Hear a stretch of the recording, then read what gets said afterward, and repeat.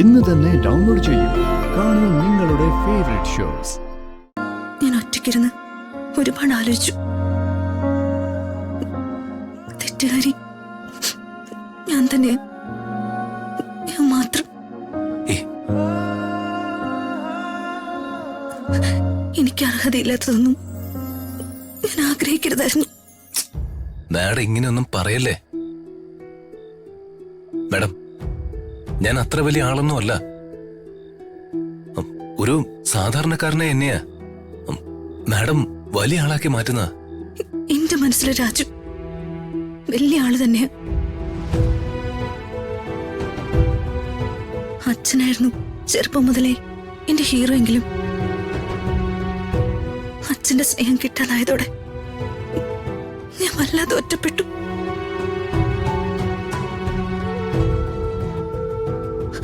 ആ സമയത്ത് എനിക്ക് കരുതലും കാവലുമായത് രാജുവായിരുന്നു. രാജുവിനെ കണ്ടുമുട്ടിയതോടെ ഒറ്റപ്പെടലിന്റെ വേദനയൊക്കെ ഞാൻ മറന്നു.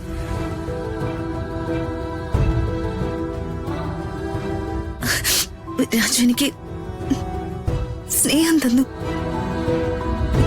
ഇരട്ടി പറന്ന എന്റെ ജീവിതത്തില് രാജു വെളിച്ചമായിട്ട് വന്നത്.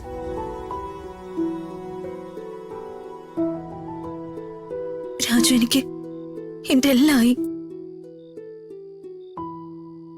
പിന്നീട് കല്യാണം കഴിച്ചെന്ന് നുണയും പറഞ്ഞ് ഈ വീട്ടിൽ വന്ന് കയറിയപ്പോ ആരും ഇല്ലാതിരുന്ന എന്റെ ജീവിതത്തില് എനിക്ക് എല്ലാവരും ഉണ്ടെന്നുള്ള തോന്നലുണ്ടായി.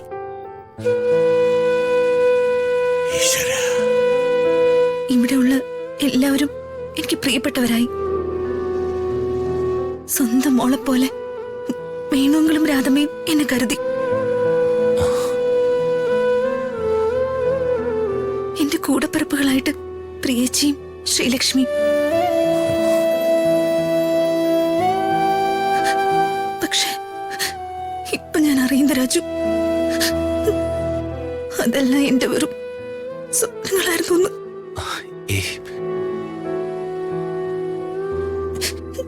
ഞാനൊരു വിഡ്ഢിയാണെന്ന് ഇപ്പഴാ അറിയുന്ന.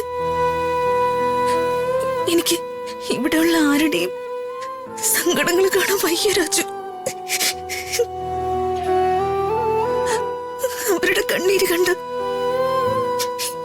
എനിക്ക് സഹിക്കില്ല.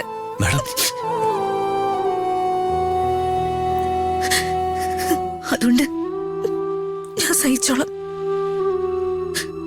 രാജു എന്നെ മറക്കോ ഉപേക്ഷിക്കോ ചെയ്തോളൂ.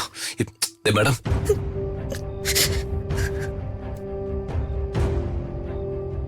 സങ്കടം വന്നു കരുതി എന്തോ ഇങ്ങനെ വിളിച്ച് പറഞ്ഞേക്കല്ലേ. അത് ഹൃദയത്തിൽ എങ്ങനെയാ വന്ന് തറയ്ക്കുന്നെന്ന് മാഡത്തിന് അറിയോ? പിന്നെ ഞാൻ എന്ത് ചെയ്യണം രാജു? ഞാൻ എന്റെ സ്വന്തം അമ്മയെ പോലെ കണ്ട് രാധമ്മയുടെ വഴക്ക് കേട്ട് ഇവിടെ ജീവിക്കണോ?